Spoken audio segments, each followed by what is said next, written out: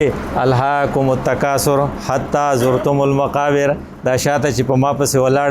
دي ټول په پیسو بړاوېدو پسې لګېدلي دي. تکاثر دی ته وایي چې دوه نه به څلور کېږي څنګه اره څلورو نه به شپاړس کېږي څنګه موږ دا ټول دا چل کوو. ډاکټر صاحب هم لګیا دی، بابو صاحب هم لګیا دی او خان هم لګیا دی، ملک هم لګیا دی، څه چې پیسې بړاو کو. دا حقیقت کې چې ته لایو سیشن والے وایي چې د خدای پاک ته مخ وکنه او موږ ته شاته پسې ولاړو. نه الهاکم التکاثر حتی زرتم المقابر، پیسې د ډېرو په غم پکې لګېدلې دي، تر هغې پورې به لګېدلې تر څو پورې چې مقبرې ته نه تللي. کسان وی یو وی زما مړي ډېر دی، بل وی زما ډېر دی، نو جنګ یې شوپې. نو بیا په دې فیصله وکړې چې شیخ بابا ته لاړ شو خپل مړي وشمارو. نو الله ورته وایي حتی زرتم المقابر. په دې خبره دوره مین یې چې مقبرې ته پسې لاړی خپل مړي نه وشمارل. یو که په دې سینس کې چې ته والې که نه چېرې دا په حقیقت کې چې شاته دا کسان ولاړې دي دا سوچ کوي چې لکه دا خو ما ته وایي. دغه یو کس تللی و ترجمې له، دا په روژه کې ترجمه چې کېږي شیخ صاحب چې کوي نو مردان کې ترجمه کېده، ګوهر رحمان صاحب کوله نه یو بابا و دا 2-3 ورځې ورته ناست و. نو بیا وروسته خپله بستره تړلې وه، نو را روان وم چې ورته په دې پیسه زر کې بابا ولې یاره دې مولي صاحب خو زه لیدلی یم ټولې خبرې په ما پسې کوي. هغه دا په تا پسې نه کوي، دا په قرآن کې داسې دي او هر سړی داسې وایي چې دا ما ته وایي. نو د قرآن نه به خوند الوالې چې ته کله د آیاتونو ته ګورې وایي چې دا خو ما کې لکه اوس فرض کته دا ووې الهاکم التکاثر. دا خلق تباه کړل دی چې دا به دوه نه څلور کېږي څنګه، او د څلور کېږي نه به د څلورو نه به شپاړس کېږي څنګه، او د شلو نه به 200 کېږي څنګه. او یقینا موږ ټول په دې بیمارۍ کې مبتلا یو. کله کم وخت کم وخت شو خو لکه زمونږ پیسه پوره نه شوه نو هغه خبره یې زمونږ کوله. دویم رکعت کې د یو بله خبره وکړه چې ویل لکل همزة لمزة. دا په ما پسې چې شاته ولاړ دي په یو بل پسې خبرې کوي، په یو بل پسې دغه کوي طعنې کوي، په یو بل مخامخ کچه کوي، په یو بل پسې پشي شا خبرې کوي. دی له تباهي ده موږ خبره ده که نه چې ته په ځان ولاړی که نه بیا به تاله مونځ خوند درکړي چې لکه دا خو زمونږ خبره کوي. نو نور مې څه نه کول خو تاسو ودرولې وم خدای پاک ته. نو خدای پاک ته مې ستاسو خپل حل وې چې مونږ دا چل کوو. دا امام وساچي که نه دی په دې خطبه کې مخ راواړی لکه اوس ما چې راړولی دی، دی بیا د خلقو ته د الله خبرې کوي چې دا داسې ته لایو سیشن والي که نه چې دا مخې ته چې ولاړ دی او مونږ چې پسې شاته ولاړ یو دا زمونږ الله ته وایي چې په دې کې دا کارونه دي. یقینا د چې اوس ټول په مونږ کې دي، مونږ چې څو پورې په چا پسې پیشاړه نه کړي، څو پورې چې په چا پسې خبره نه کړي، هغه پورې خو زمونږ دغه نه کېږي که نه تسلي نه کېږي. تسلي الو وشي چې مونږ په چا پسې څه نه څه خبره وکړو. سراج اوبه زما وګورئ ډېرې شارټ دي، په یو ګیلاس دي چرته نو په هغې کې دا دي چې لکه ته به په ځان رالی نو ویل لکل همزة لمزة الذي جمع مالا وعدده چې شپه ورځ پیسې شماري. موږ هر ماښام شمارو چېرې دوره شوې لکه دا خو یې کمې دي، دا زمونږ خبره ده که نه الذي جمع مالا وعدده. او بیا د هر سړي سوچ دی یحسب ان ماله اخلده، ټول سوچ دی چېرې کو کار خو به پیسو نه جوړېږي. موږ وایو که نه مړه خبره چې دا د قید اعظم نه به جوړېږي، بس چې دا قید اعظم د سره یي جو ارس آسان دي. کو فرض که په کراچۍ کې ته ووټ بایلې خو ته به یې وګټې چې کله ستا سره دا شي او دا چې خلقو له ورکړي په لږ ساعت کې به یې وګټې. دې ته وایي الله د یو حقیقت کې دې مولوي صاحب زمونږ خبره کوله الله تعالی ته چېرې دا خلق دا چل کوي، یقینا دا چل مونږ کوو. اوس الله تعالی په خبرو خوشحالېږي. هغه خبره کوي که نه دا د انګریزۍ یو 3 ټکي دي او ډېر مزیدار دي. 3 کسان د سړي نه یېرېږي هو پټس یو ان ټربل. هغه سړی چې تا په مصیبت کې اخته کړي یاره دا مصیبت راله ده وکتو تا باندې راپورټ کړی، ستا څه غلا ښکاره کړي، هغې نه پس ته بیا عدالتونو ته ځې راځې. دا سړی د سړي نه بیا نه یېرېږي زما سره چې کوم بد کړي که نه هو لیوز یو ان ټربل. ته په مصیبت کې وې او هغه د باندې تېر شوی چې ښه دلته دا سړي خبره کوله مونږ چې تښتېدو دغه ته په طالبانو په وخت کې نو پلانی بار ولاړو د دې سړک په غاړه هېڅ ورسره نو یې ما ورته چې څه کې ویې ما ته یې ویل چې راوتی ما په خدای یقین و یو پیسه راسره یي کډه یې راایستلې وه.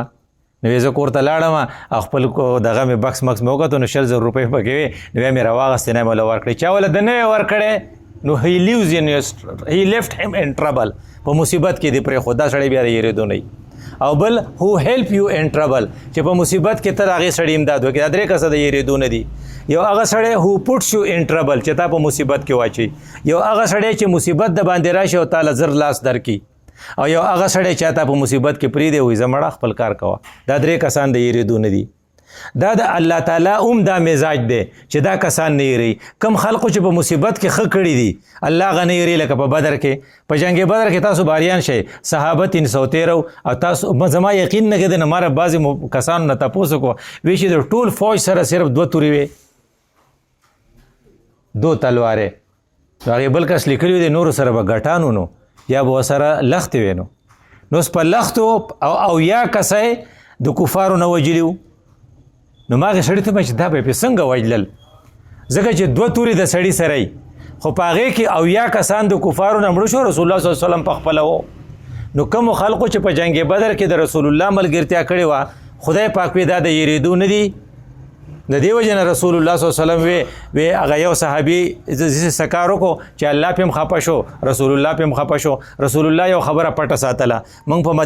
مکه حمله کوو خو ګوره چاته وال نه وایې. نو دومره سیکرټ ساتو چې خپلو کورو خلقو ته یې مال نه ویلی. هغه صحابي پې پوه شوی و، هغه پټ یو خط لیکلی و او یو ښځې له یې ورکړی و او هغه ښځه ډمه وه، هغه به د سوال نه ګرځېده. نو د مکې نه مدینې ته تللې وه، په کورونو چې دا ډمانې ګرځي، نو هغه ګرځېده نه، هغې له یې ورکړی و، هغې په خپله کمسۍ کې ایښی و. نو هېچ چا ته یې پته نه و لګېدلی. نو الله ته خو یې پته وه. نو الله وحی راولېږله رسول الله ته چې ګوره سیکرټ آوټ شو.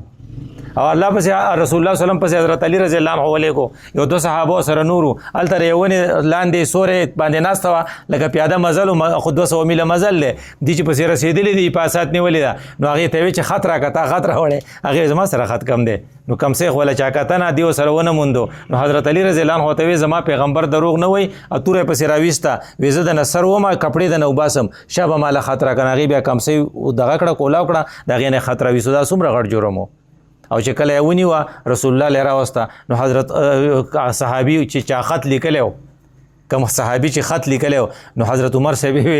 د الله رسوله دا منافق دی، ما ته اجازت راکړه چې سر ته ووهم. زموږ د اسلام او د اسلامي فوج سیکرټ د آوټ کړل، راز یې پاش کو. چې خدای وی چې راز مه پاش کوئ، تا وی چې راز مه پاش کوئ، دا کار وکړو. نو حضرت رسول الله صلی الله علیه وسلم وی عمره ته خبرې دا بدري صحابي دی،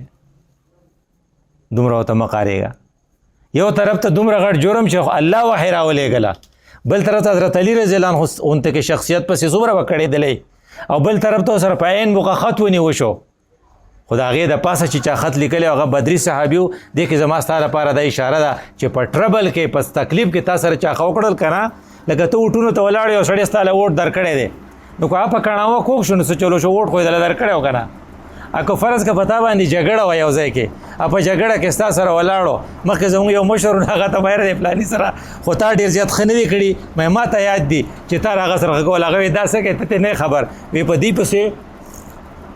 د مرګ فیصله شوی، څوک پسې راته واجئ. نو وی دی ما به کور ته بوتو، او زما د مور کټ پاخو او زما کټ په دې خوا دی، موږ په دې منځ کې سملولی و چې څوک پې حمله وکړي، حمله ونه کړي، موږ به بچکاو، خپل ځان مخې ته کړو، خو یې اوس تېر دي. دا قسم له خبرې به نه یېری، تا سره چې دا ښه چا کړي دا خبرې به کاونټ کې چې خیر دی که اوس په کڼاوه کوږ شو، نو پلار نیکئ زموږ سره په پلانۍ پښتو کې ښه کړي وو، په پلاني هسپتال کې ښه کړي وو، په پلاني عدالت کې ښه کړي وو، دا به نه یېری. د شریعت مزاج دا دی چې ستا سره څوک په سخته کې ښه وکړي هغه به نه یېری. دې وجې نه وایي چې ته د ځان د بچ کېدو دپاره به ته کوشش کوې چې هغه څیزونه چې الله تعالی هغې ته ښه ویلي ده، الله چې کوم څیزونه خوښ دي، نو یو پکې دا خبره ده چې په سخته کې ستا سره چا څوک ښه وکړي نو الله هغې له غوروالی ورکوي. لکه بدر له چې غوروالی ورکړی، اصحاب بدر ته وایي کېدی شي الله ورته ویلي چې افعلوا ما شئتم اعملوا ما شئتم، څنګه چې خوښه یې هغه کوئ، او تاسو ته زه هېڅ نه وایم، قد غفرت لکم ما بخلی. دا ولې د بدر په سخته کې د الله درو چې 2 تورې د سړي سره، او بیا هم خدای ولا ګټه ورکړې وه، ځکه دې خلقو په ګټو په لختو جنګ کړی، خو د الله د رسول ملګرتیا یې نه وه پرېښې. نو ما تا لپاره پکې دا سبق دی چې بعض ان ربک یخلق ما یشاء و یختار، بعضې زونه الله خوښوي، بس د الله خوښ دي. اوس د الله چې کوم شی خوښي دا د هغه خوښه ده، لکه د هغه د جمعې ورځ خوښه ده، وایي جمعه ډېره قیمتي ده، د هغه په ټولو کال کې په میاشت چې ده هغه د روژې میاشت یې خوښه ده، نو یو فرض ده او یو فرضو باندې ورکوي، نو ته ورسره څه کوې، په ټوله روژه کې بهترینه شپه لیلة القدر ده، نو د هغه خوښه ده، نو لیلة القدر ده د زرو شپو نه زیاته قیمتي ده. نو په ټولو مکانونو کې ښکلی مکان بیت الله دی، د هغه خوښ دی، جو چې وایي یو مونځ په 1 لاک شو، نو هغه د هغه خوښ دی. نو بیا چې تا ته وایي چې په د شپې په اوقاتو کې د ټولو نه خوږ وخت چې دی هغه د چربنګ دا وخت دی دا د هغه خوښ دی په دې کې الله وایي دا ځمکې ته راکوز شوي تا ته وایي چې ته څه سوال کې دا د هغه خوا دی ځکه چې والله یخلق ما یشاء ویختار دا د وربک یخلق ما یشاء ویختار دا د هغه خپله خوښه ده. اوس بعضې څیزونه د هغه خوښ دي ما ته چې دی شیطان چې په کومه خبره کې خطا کوي هغه دا چې کوم شی د الله خوښي موږ هغه ضایع کړو دې ته وایي د وختونو ضایع کول. لکه د الله په دې خوشاله چې ته امامتۍ له راشه او په تکبیر الله کې ته موجود یې. موږ اکثر چې کله په هغه یو نوار حاجي صاحب خبره کوله امام استاد وی چې نیت تړو نو درې ته نه چې سلام ګرځو نو دوه څپی او چې بیا دوا ته راګرځو نو بیا یو نه. تاسو په دې جوماتونو کې دا حالت لیدلی دا ولې چې د الله تعالی تکبیر الله خوښ دی چې په دې کې ته یې په دې کې یو کس نه هغه ځای به ورو کېږي بل ځای به ورو کېږي چې کله جومات ته راشي یو سړی یو پیرت یو دوه رکاته شوي جو خو یو پیرت شوي خو هره پیرت رکاتونه شوي ته پوه شې چې دا سړی شیطان خطا کړی ځکه چې د الله کم کار خوښ دی ډېر هغې نه په هغې پاتې کوي ته نو د الله چې کومې خبرې خوښې دي نو په دې دا کوي والفجر د خدای پاک سار خوښ دی. فجر چې خوښ دی دا د نه ضایع نه شي وایي دا سار منځله چې کوم خلق نه راځي دا یو سپیره دي وی سپیره څنګه دي بیا د الله رسول وایي چې زه وایم چې څوک مې مخې ته کړی او زه لاړې او دغې خلقو کور ته مې اور ورته کړی څوک چې د سار مازله نه دي راغلي نو چې اور پې بلین د دې نه بل سپیره یي یوه دویم بل طرف ته د الله رسول وایي چې کم خلق دغه ته سار نه پاسي نو شیطان د دې په غوږونو کې متیازې کړي نو متیازو نه به څو ورځ ښه وینځي نو دا د والفجر د سار دا وخت نه دی دا دومره قیمتي دی وایي کم خلق چې د سار مونځو کې د هغې نه پس بیا وده کېږي دا هم د سپیروالي علامت دی په کار ده چې یا خو واک کوي یا تلاوت کوي او یا تسبیح ډی یا ذکر کوي چې اشراق مونځو کې بیا به وده کېږي دې ته والفجر وایي. نو الله په قرآن کې په خپله وایي ما ته قیمتي شی والفجر ښکاري نو بل څه وایي ولیال عشر درته بیا لږ وروسته وایم نو والفجر والعشر ولیال عشر والشفع والوتر دا الله تعالی نه تکم خوښ دی او تکیم خوښ دي. تکی څه دي وی هغه رکعتونه چې څلور دي نو څلور یا دوه دي دوه دې ته تکی وایي لکه د سهار مونځ ماسپښین مازدیګر او بیا و ناتکی هم خوښ دي لکه د ماښام 3 رکعته مونځ یا د ماسخوتن 3 رکعته ویتر دا هم خوښ دي. تکی دا ټول خلق دی خلق جوړې ته تکی وایي لکه څومره خلق چې الله پیدا کړی مخلوق دا په پیرس کې دي په جوړو کې دي ومن کل شیء خلقناه زوجین موږ دا ټولې جوړې پیدا کړي دي نو دا ټول مخلوق موږ جوړې یو نو موږ تکی یو او خالق چې دی هغه یو دی هغه ناتکه دی. نو والفجر ولیال عشر والشفع والوتر نو بیا بل څه ډېر خوښ دي واللیل اذا یسر زما شپه خوښه ده خو هغه شپه چې کله هغه تېرېدو باندې شي یعنې اخر وخت یې تهجد چې ورته وایي دا مې ډېر خوښ دي. نو هل فی ذلک قسم لذي حجر نو الله تعالی ما ته چې کوم هدایت را کړي ما وویې داسې لایو سیشن دی مولوي صاحب دې خوا مخ کړی زما ستا خبرې الله ته کولې ما اوس دې خوا مخ کړی تاسو ته د الله خبرې کوم چې الله تاسو ته څه وایي د خو زمونږ شکایت الله ته وکړو چې الهاکم التکاثر دا خلق په پیسو پسې لګېدلی دی ویل لکل حمزة لمزه دی پشي شام په خلقو پسې خبرې کوي مخامخ هم په چا باندې پرده نه پرېږدي اوس موږ د الله خبرې کوو نو الله وایي چې ګوره تاسو چې یې که نه دلته کې ولقد اخذنا میثاق بني اسرائیل ما چې کوم لوز تاسو نه اخیستی او که نه پای کې دا الله تعبدو الا الله چې د خدای درجه به چاله نه ورکوئ د خدای نه علاوه به د چا عبادت نه کوئ. عبادت څه ته وایي چې ته وایې چې بس ته په سر رضا کېږې زه به هغه کوم. ګوره پوخا به خلقو څه چل کوه پوخا خلقو بوتان رغول په خانه کعبه کې 360 بوتان پراته وو بیا وروستو پیران شروع شو نو دا مریدان نه دي اکثر پیران چې ودي به ګنکپي کوله ځکه دا خلقو ناپوهی نو هغه پیر به په خپل حلقه کې واغستو ډېر کم پیران به ښه پاتې شوي نو به یې لکه زه د هغه مرید یم نو په دې کراچۍ کې یو ډېر ښکلی سړی و نو منزله به نه راتو نو ما ورته یاره ته خو منزل نه راځې نو ما ته یې ویې یاره په دې امام پسې مونږ نه کېږي جومات ته نه راتو دا د 71 خبره ده. ما د هغې مولوي صاحب نه تپوس وکړو چې دا دومره ښکلی سړی دا جومات خو درخ کړی ما ته یې د یو پیر دی ده ته یې ویلي چې په ملا پسې به مونږ نه کړې مونږ به ځان له کوې ما یې ښه نو هغې خبرې 20-30 کاله تېر شو نو هغه ردې سلارزو نو چې کله هغه راغی دلته زه سره میلاو شوم 20 کاله پس یا 30 کاله پس زه بیا ډاکټر شوم په ورځو کې مونږ هلته په PSC کې سبق وی نو ما ورته ستا چې یو پیرو ما ته یې هغه خو لوی ګن کپو نو ما ورته حاجي صاحب ستا نه وایي زه خو مې ولې مې په د لسم به سال کې ما یو لسم سبق وی نو ما په هغې وخت کې چې دا ګن کپ ته چې دی جومات نه منې کړی ته سوچ وکړه چې یو سړی د اسمبلی ایم پی ای خپله ښځه دغه ته بوځي ناجوړی هارټ اټیک ورته شوی او خپله ښځه دیر دغه ته کشمیر ته بوځي او په کشمیر کې په دم باندې هغې له د زړه اپریشن کړی و د دې نه بل غټ ګنکپي چې په دم د زړه اپریشن کوي د دې نه بل غټ ګنکپي چې هغه په دم باندې د ګیټۍ راوباسي او ته ایکسرې به نه کوې ځکه چې پای کې بیایي نو چې ته په هغه یقین کې دله ته د خدای درجه ورکې نو پوخا لاول به بوتان بیا خلکو پرېښودو بیا پیرانو نو اوس لیډران دي وی وړه که زمونږ د پارټۍ مشر چې هر څه وایي ما ته منظوره ده کو ما ته وایي چې په ډم پسې ځه په ډم پسې به ځم کوی چې په ډمه پسې ځه په ډمه پسې به ځم دا دله د خدای درجه ورکړه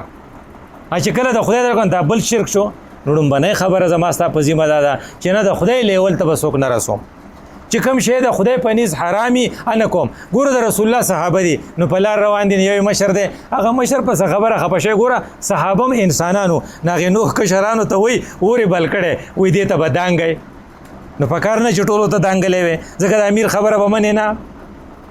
چې ته وایي د امیر خبره به منې نه هغه ورته وی هغو له خدای پاک ډېره خپو ورکړه هغه ورته وی د دې اور نه د بچ کېدو دپاره موږ جهاد له روان یو نو چې دې ته ته موږ اوس دنګی نه ستا سره څه لزو چې وایي نه منله خبره چې وایي نه منله رسول الله صلی الله علیه وسلم ته راړه ریپورټ یې وکړو دی خو موږ ته داسې وي هغه وی که تاسو دنګلی وی نو عمر له به دوزخ ته تللي وی چې یو سړی دا ته وایي چې زه ستا پیر یم او زه ستا مولوي صاحب یم موږ وایي مولوي صاحب خبره کوي پیر صاحب زموږ لیډر چې څه وایي هغه ټیک دي دا الله تعبدو الا الله خلاف دی وایي چې د خدای د رسول خلافي هغې صحابي د خپل مشر خبره نه منله نو ما ته ستا خبره څنګه هغه وی او رسول الله ورته وي چې که تاسو منلی وی نو تاسو به اور ترتاو شوي وي نو دویمه خبره چې موږ ته کړې ده لکه خدای پاک چې کوم دي وبالوالدین احسانا د مور پلار سره به ښه سلوک کوئ هغه کسان چې د خپل مور پلار سره تعلق ښه نه وي هغه زبرګي که نه چې مور پلار ته خپي دا زبرګ نه دی دا بدقسمته دی ځکه د مور پلار نمبر چې دی دا د خدای پاک نه پس دی ګوره الله خپل نوم مخکې اخیستی الله تعبدو الا الله وبالوالدین احسانا نو ما تا ته د خدای پاک پیغام دا دی چې ته به کله کله ځان چیک کې چې تره سره دې څنګه تعلق دی ماما سره دې څنګه تعلق دی او د هغې په غم خادی کې ستا څومره کنټریبیوشن دی ته څومره د هغو هیلپ لرسې ته چې وړوکی وی د هغو کره به وې اکثر موږ خو کیسونه دي اوس په عدالتونو کې وذل قربا دویم موږ ته د الله پیغام داری دریم والیتاما والمساکین دا یتیمانان نه دي چې پلار مور نه او دی یتیمي دا زما ستا په حواله دی نو ستاره د سره کو فرض کتوی چې زه ښه سړی یم نو دلته کې موږ عرفان ورته وایي دا د اغوشو ښه اغوش جوړو په هغې کې په دغه یتیمانان به ستا پکې څومره رول دی والیتاما دې ته وایي دلته کې الخدمت ورته وایي هغې د یتیمانانو لیست رخ کړی د قیامت په ورځ باندې به ته خدای پاک ته پیش کوې که نه چې د پلاني یتیم له ما ماهانه خرچه ورکړې وه که تا چاله ورکړي جو والیتاما دې ومنله که د یو خس پکې نه یې کړی جو دا شرط دې پوره نه کو په دې خو نه کېږي که نه چې ما تسپې ډېر اړولې دي ما دغه ډېر اشراق ډېر کړی دی ځکه الله په دې کې دغه نومونه نه دی اخیستي دا خو قرآن دی دا خو صورت بقره دی نو دا لومبی څه ویلی الله تعبدو الا الله ورپسې څه ویلی وبالوالدین احسانا بل وذی القربا چې چا سره ستا رشته که هغې سره ستا ورانې تعلق دې ښه نه او هغه تا ټارچر کړي نو ته ښه سړی نه نو بیا ورپسې د چا نمبر دی والیتاما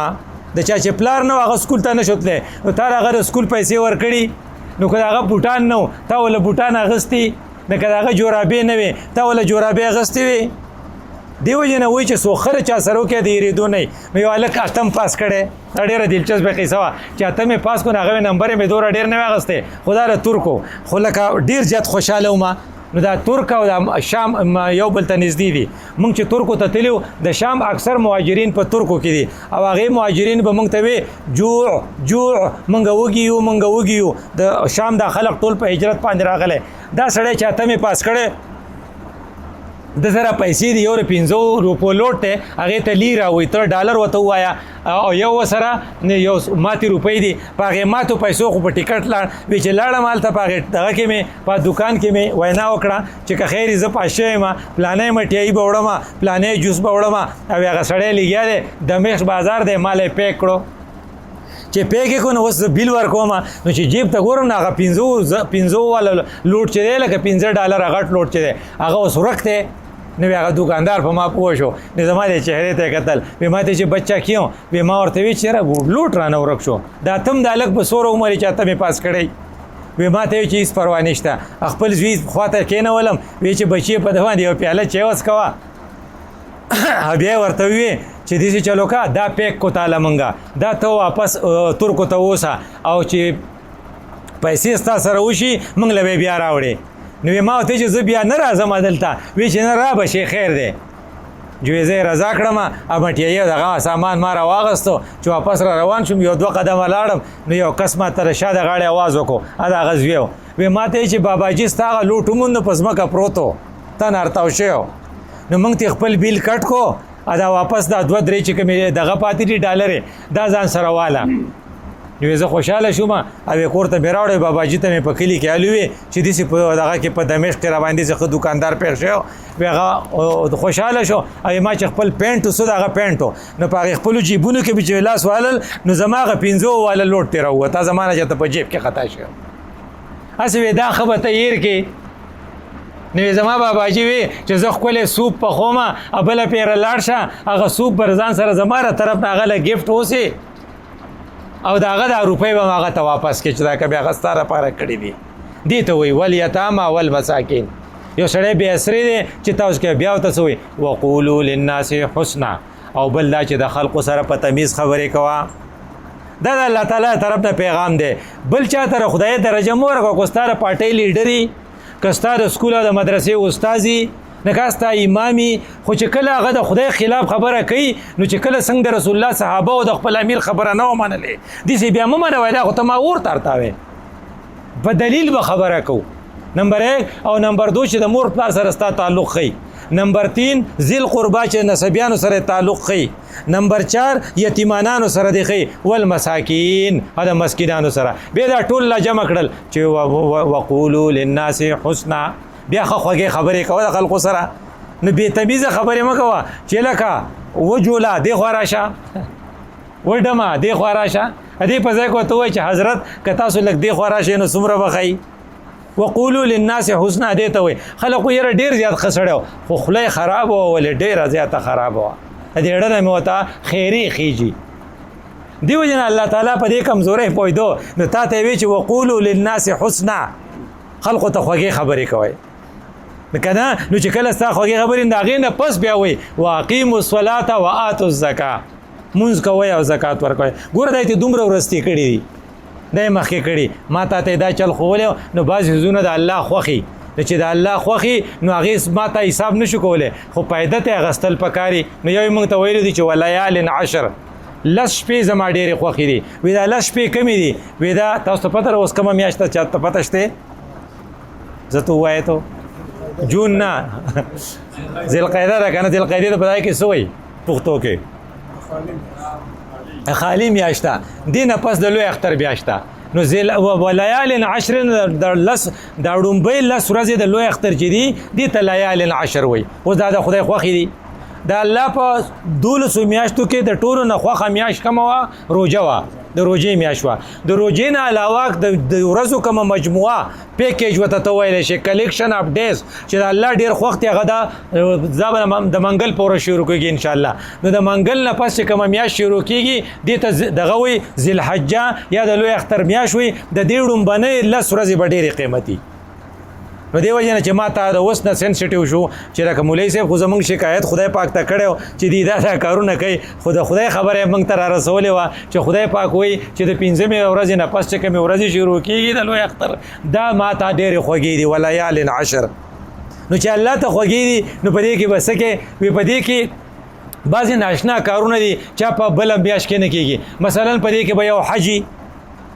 نو کم کسانو سره چې پیسې او حج لنزي منګ اکثر کسان لیدلې دي ریټایر شي ډیر شي پیسې والی په پروګرام کې ارسي خو د حج ذکر پکې نه او هغه حج هم د بلا بچو ورځ ګرانيږي ما په خیال منګ اول چې حج کړو په 20-30 هزار بچو او اوس په 20-30 लाख تر سینن دا پانه 12 लाख کړه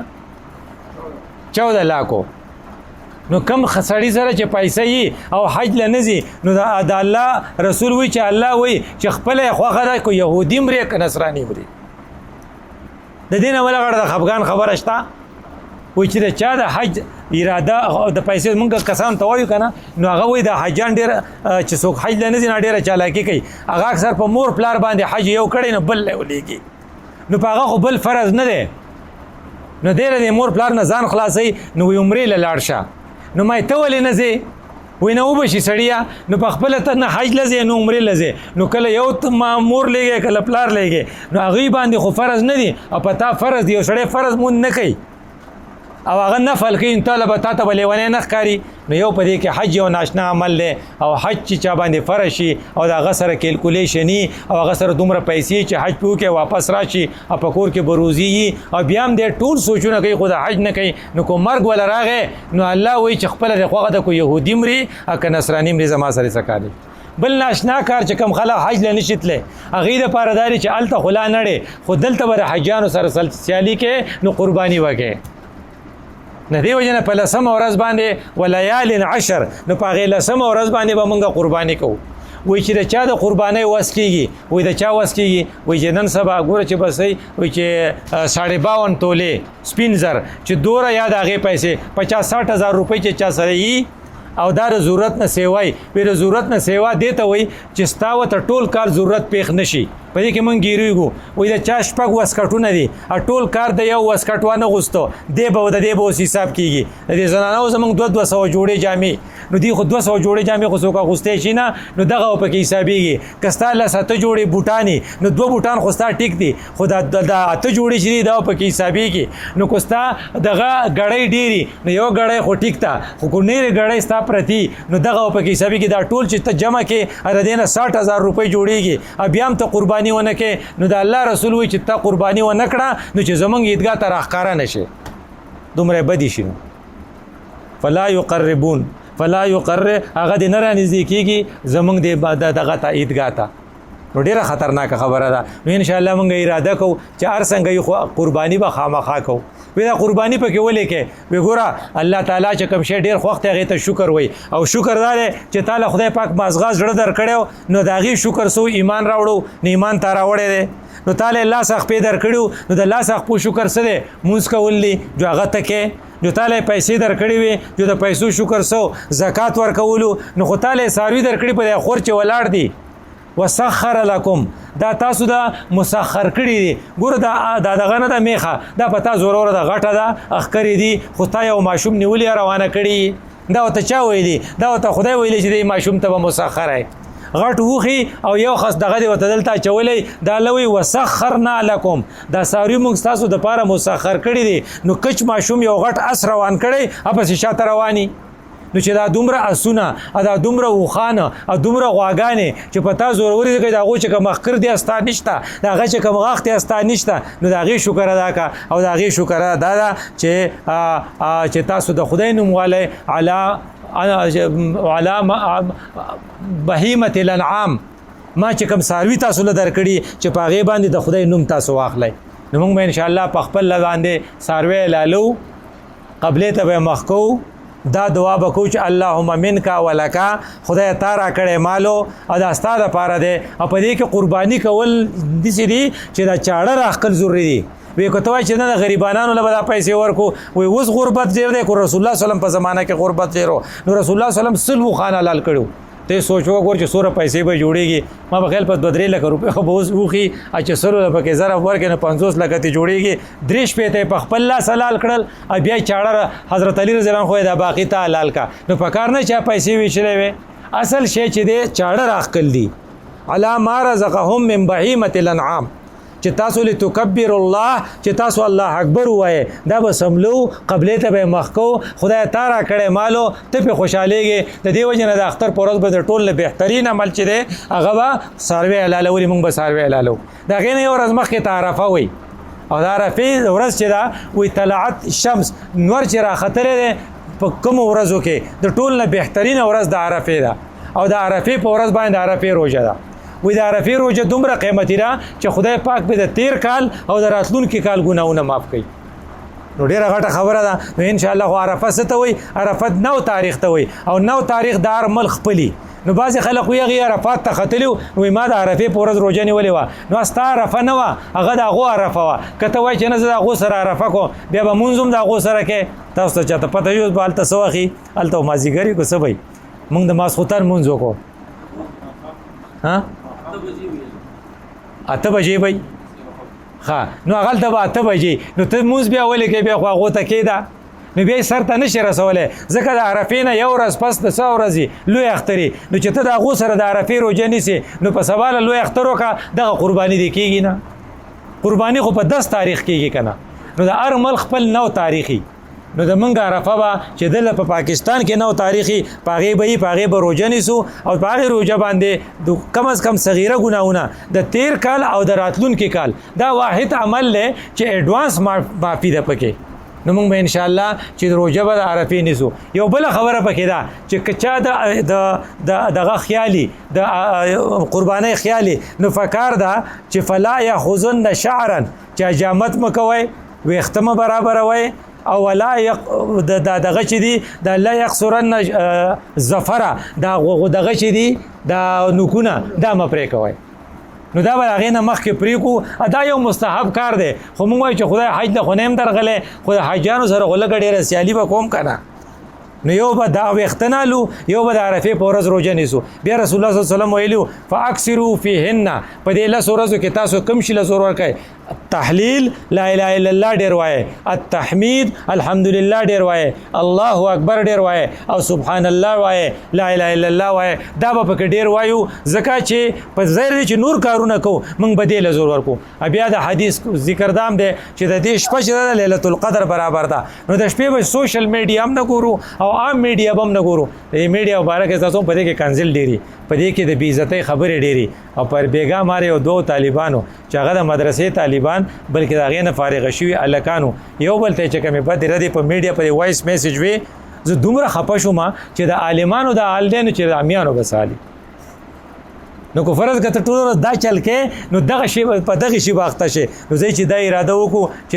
د شپه به د شب قدر نه غوره ده د ورځې روژې د یو کال برابر ده او د عرفه چې ده هغه خو د تیر او د راتلونکي کال چې دا زموږ نه میس نشي دا د الله تعالی یو پیغام و دې وجې نه موږ ته ویلو والفجر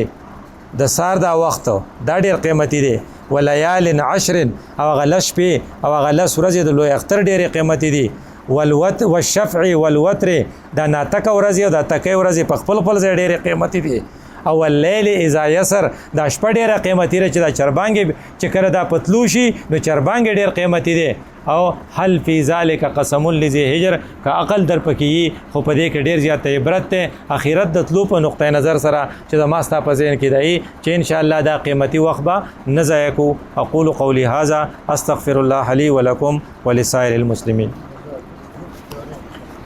دعا وکړئ